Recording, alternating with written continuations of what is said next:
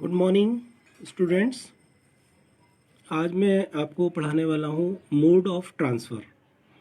Mode of transfer means कि हम किस तरह से एक्सटर्नल डिवाइस को मेमोरी को यूज़ करने देंगे, इसके बारे में बात कर रहा हूँ मैं। ठीक है ना। तो मोड ऑफ ट्रांसफ़र इस डायग्राम से अपन समझते हैं कि हमारे पास सीपीयू है और इनपुट आउटपुट यूनिट को अगर कोई भी डेटा ट्रांसफ़र करना है मेमोरी के अंदर या मेमोरी से कोई डेटा लेना है तो उसको रिक्वेस्ट करनी पड़ेगी पहले सीपीयू को, और सीपीयू जो है मेमोरी के अंदर डेटा को स्टोर करेगा। तो यहाँ पर जो डेटा का ट्रांसफ़र हो रहा है वो हम सीपीयू के थ्रू 3 तरीके से कर सकते हैं। पहला वाला है हमारे पास प्रोग्राम्ड आईओ।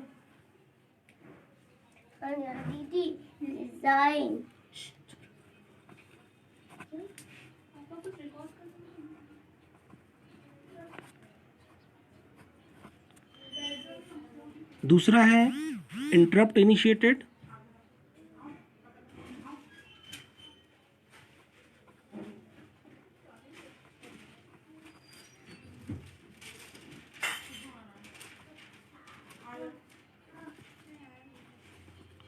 और तीसरा है डायरेक्ट मेमोरी एक्सेस।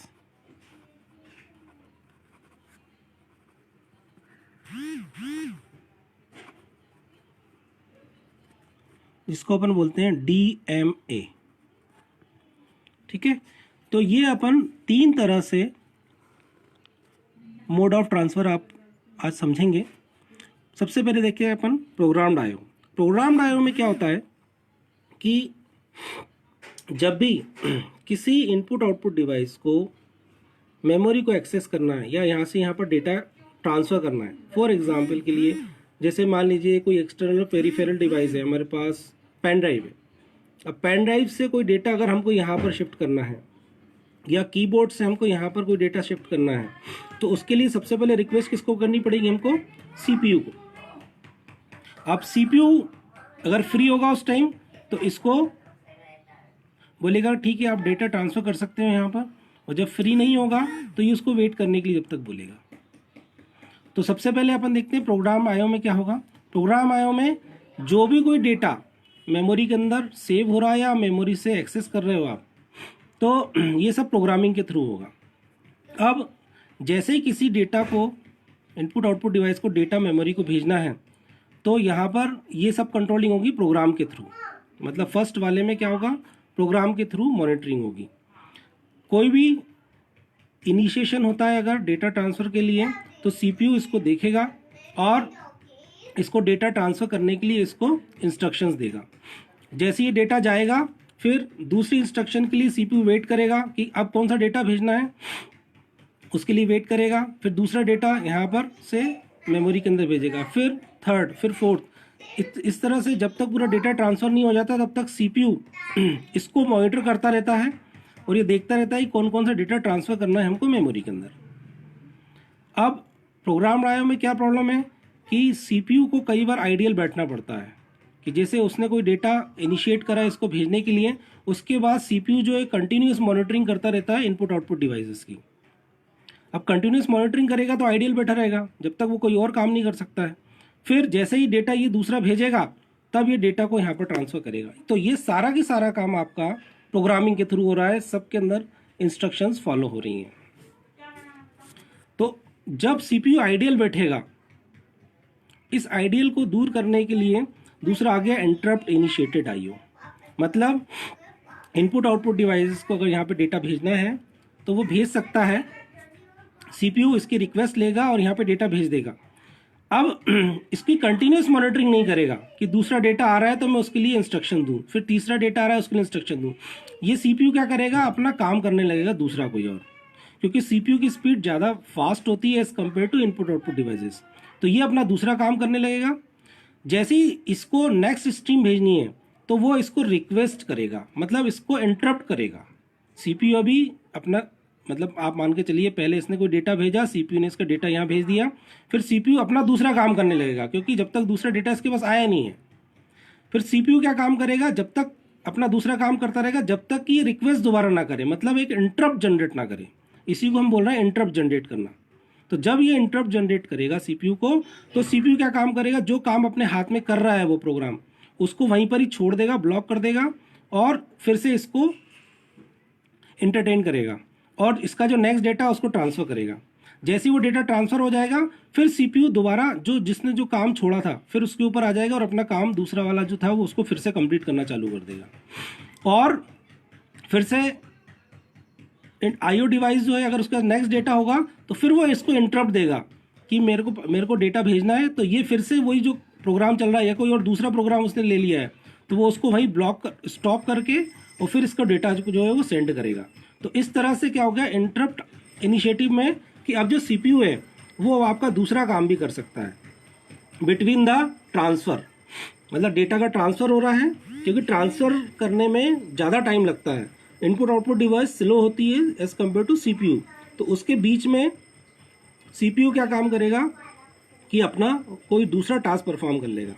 तो आपने समझा कि प्रोग्राम आईओ में क्या होता है कि सीपीयू जो है कंटिन्यूअसली जब तक पूरा डेटा ट्रांसफ़र नहीं होता है तब तक वो कंटिन्यूअसली इसके साथ वेट करता है और पूरा डेटा ट्रांसफ़र करवाता है। इंटरप्ट इनिशिएटेड में क्या होता है कि अगर सीपीयू आइडियल है तो डेटा ट्रांसफ़र के लिए इसके पास अगर डेटा नहीं आ रहा है जब तक वो दूसरा काम कर लेगा, और जैसे ही ये इसको इंटरप्ट देगा कि मेरे को डेटा भेजना है तो ये इसको एंटरटेन कर लेगा और इसका डेटा सेंड कर देगा और वापस अपना फिर से प्रोग्राम जो एग्जीक्यूट कर रहा था उसको एग्जीक्यूट करने लगेगा। तो ये हो गया प्रोग्राम आईओ और दूसरा हो गया इंटरप्ट इनिशिएटेड आईओ। तीसरा है डीएमए।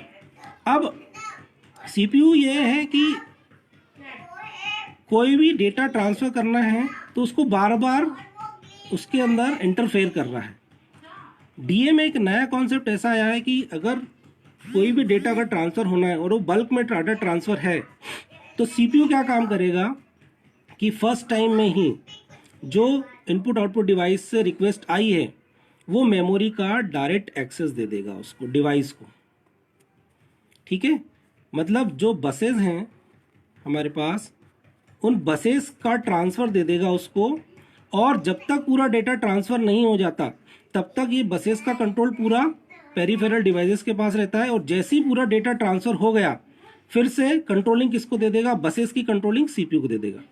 मतलब ओवरऑल बसेस की कंट्रोलिंग वैसे तो सीपीयू के पास ही रहती है, लेकिन जब बल्क में डेटा ट्रांसफ़र होना है तो वो बीच बीच में भी इंटरफेयर नहीं करेगा। एक बार इसको बसेस दे देगा, बसेस देने के बाद ही अपना डेटा ट्रांसफ़र करता रहेगा। इन बसेस को कोई और यूज़ नहीं करेगा।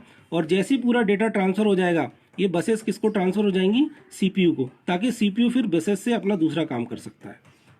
तो ये कहलाता है आपका डायरेक्ट मेमोरी एक्सेस। अब अपन इसको थोड़ा सा डिटेल में समझते हैं डायरेक्ट मेमोरी एक्सेस को।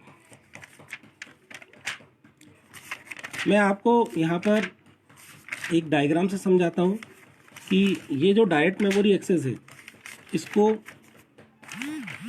किस तरह से सीपीयू देता है ट्रांसफ़र बसेस का। ठीक है, तो सबसे पहले आती है आपके पास बस रिक्वेस्ट।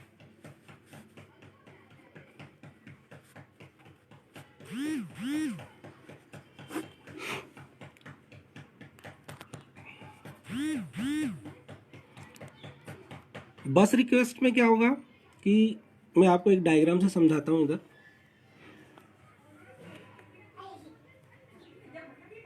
ये देखिए, ये हमारे पास सीपीयू है, ठीक है ना, और जो हमारा डीएमए है उसको हमको डीएमए को जो है मेमोरी चाहिए है। इस मेमोरी को यूज़ करना है बसेस के थ्रू। ये हमारे पास बसेस हैं, ठीक है ना।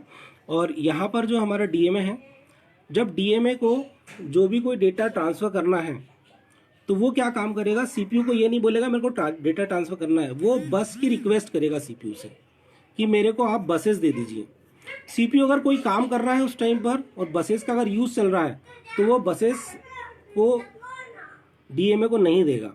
जैसे इसके पास बसेस फ्री हो जाएंगी तो ये क्या काम करेगा कि इसके पास बस रिक्वेस्ट आई है तो उन बसेस के लिए वो address bus, data bus, read और राइट, ये जो सिग्नल्स हैं इनको फ्री कर देगा, मतलब इनको हाई इम्पीडेंस पे कर देगा। और किसको दे देगा, ये डीएमए को दे देगा कि अब मैंने आपको पूरा कंट्रोलिंग आपको दे दिया है, अब आप जो है डेटा ट्रांसफर कर सकते हैं, ठीक है ना। तो उसके लिए क्या करेगा, सीपीयू एक सिग्नल भेजेगा किसको, डीएमए को, कि बस ग्रांट।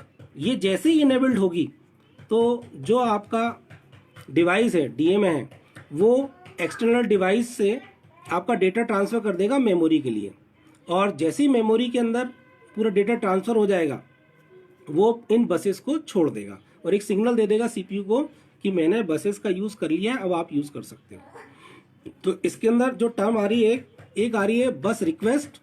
बस रिक्वेस्ट में क्या होगा कि जैसे ही डीएमए को ज़रूरत है कि मेरे को कोई डेटा ट्रांसफ़र करना है, जैसे फॉर एग्जांपल मान लीजिए पेन ड्राइव है, अब पेन ड्राइव से डेटा ट्रांसफ़र होना है सीपीयू के अंदर, सीपीयू की मेमोरी के अंदर, मतलब रैम के अंदर। तो ये बल्क में डेटा होता है। तो जब बल्क में डेटा होता है तो सीपीयू क्या काम करता है कि पूरी कंट्रोलिंग किसको दे देगा, उस यूएसबी ड्राइव को, कि आप पूरा डेटा ट्रांसफ़र कर सकते हो। तो उस केस में क्या होगा, जैसे ही आपने पेन ड्राइव लगाई मतलब सीपीयू के पास सिग्नल जनरेट होगा कि मेरे को बल्क में डेटा ट्रांसफ़र करना है। जैसे आपने कॉपी करा और वहाँ पे पेस्ट करा तो वैसी रिक्वेस्ट सेंड हो जाएगी सीपीयू के पास कि मेरे को ये वाली फाइल ट्रांसफ़र करनी है। अब सीपीयू कब उसको बसेस देगा ट्रांसफ़र करने के लिए, जब वो आइडियल उसके पास होंगी, कोई और काम नहीं चल रहा होगा। अगर कोई और काम नहीं चल रहा है तो वो पूरी बसेस उठा करके किसको दे देगा, उस इनपुट आउटपुट डिवाइस को दे देगा और यहाँ पे कर देगा बस ग्रांट। तो बस ग्रांट जैसे ही करेगा वैसे डेटा आपका ट्रांसफ़र होना चालू हो जाएगा, और जैसे ही आपकी पेन ड्राइव का पूरा डेटा ट्रांसफ़र हो जाएगा उसके बाद जो बसेस का कंट्रोल है वापस फिर से सीपीयू के पास आ जाएगा, ठीक है ना। अब ये तो रहा आपके पास बेसिक टर्मिनोलॉजी कि आपके पास जो डीएमए है वो डीएमए किस तरह से सीपीयू से रिक्वेस्ट करेगा और सीपीयू किस तरह से उनको बसेस देगा। मतलब आपको अब ये वाला लॉजिक समझ में आ गया होगा कि डायरेक्ट किस तरह से मेमोरी के कंट्रोल में चली जाती हैं, मेमोरी के अंदर जो डेटा है आपका वो किस तरह से बसेस के थ्रू डीएमए ट्रांसफ़र कर देता है, ठीक है। क्योंकि यहाँ पर बिना कंट्रोल यूनिट मतलब सीपीयू के किसी भी डिवाइस से कोई भी डेटा ट्रांसफ़र नहीं हो सकता है। जो पूरी कंट्रोलिंग है वो पूरी कंट्रोल यूनिट का काम होता है। तो यहाँ पर भी आप देखिए कंट्रोल यूनिट मतलब सीपीयू अपन बात कर रहे हैं, मतलब कंट्रोल यूनिट ये सारा काम करेगा। तो वो किस तरह से बसेस को डायरेक्ट दे देता है डीएमए को। मतलब हमने यहाँ पर ये देखा कि सबसे पहले प्रोग्राम्ड आईओ क्या है, फिर दूसरा इंटरप्ट इनिशिएटेड क्या है, और तीसरे में डीएमए। मतलब इसके अंदर सीपीयू को इन्वॉल्व रहना पड़ता था जब तक कि पूरा डेटा ट्रांसफ़र नहीं हो जाए। इंटरप्ट इनिशिएटेड में बीच में सीपीयू अपना दूसरा काम कर सकता था, और इसके अंदर उन्होंने क्या करा, पूरी कंट्रोलिंग डीएमए को दे दी और सीपीयू अपना दूसरा काम कर सकता है। अब यहाँ पर नेक्स्ट जो है अपन डीएमए का एक ब्लॉक डायग्राम देखेंगे और उस ब्लॉक डायग्राम से समझेंगे कि डीएमए किस तरह से ट्रांसफ़र करता है।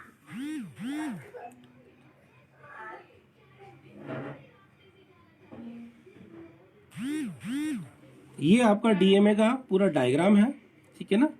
और मैं आपको फिर से नेक्स्ट वीडियो भी भेजूंगा और इस डिवाइसेस की जितनी भी है इसके अंदर कंट्रोलिंग हो रही है इसके बारे में आपको डिस्कस करके बताऊंगा, ठीक है। ये एक बहुत इंपॉर्टेंट टॉपिक है डीएमए, जो कि लगभग हर साल पूछा जाता है, इसलिए आप इसको अच्छे से तैयार कर लीजिएगा, ठीक है। तो मैं नेक्स्ट टाइम वीडियो फिर से भेजूंगा, उसके अंदर अपन बात करेंगे, डीएमए को डिस्कस करेंगे।